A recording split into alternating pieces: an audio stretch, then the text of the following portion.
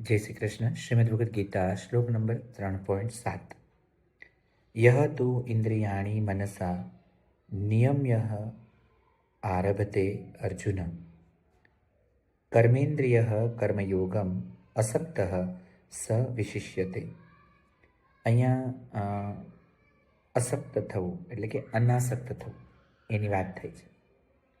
ભગવાન કહે છે કે હે અર્જુન, જે પુરુષ મન વડે ઇન્દ્રિયોને વશમાં કરી અનાસક્ત થઈને સઘળી ઇન્દ્રિયો દ્વારા કર્મયોગનું આચરણ કરે છે તે યોગી જ શ્રેષ્ઠ છે।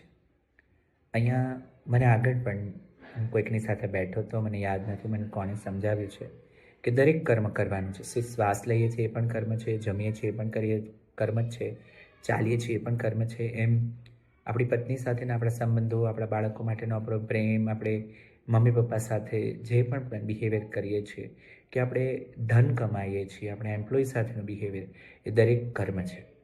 હવે અહીંયા આઈ થિંક મને મારા પપ્પાએ સમજાવ્યું હતું કે દાદાએ આઈ ફરગેટ પણ કે ગુસ્સો પણ કરવાનો, ગુસ્સો પણ જરૂરી છે। જ્યારે જરૂર પડે ત્યારે તમે ગુસ્સો ન કરો તો મૂડમાંથી લોકો માત્ર આળસ કરી નાખે અને તમને ગ્રાન્ટેડ લે, પણ તમારો ભાવ જો સાચો છે, એ ગુસ્સો તમે સારા માટે કર્યો છે, એને આગળ વધારવા માટે કર્યો છે, તો કામને આગળ વધારવા માટે કર્યો છે, દેટ ઇઝ ઓકે।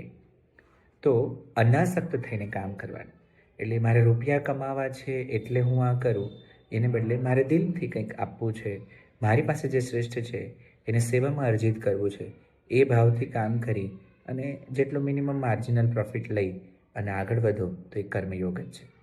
સો અનાસક્ત થઈને કર્મયોગી જો બનીએ તો યોગ જ કહેવાશે।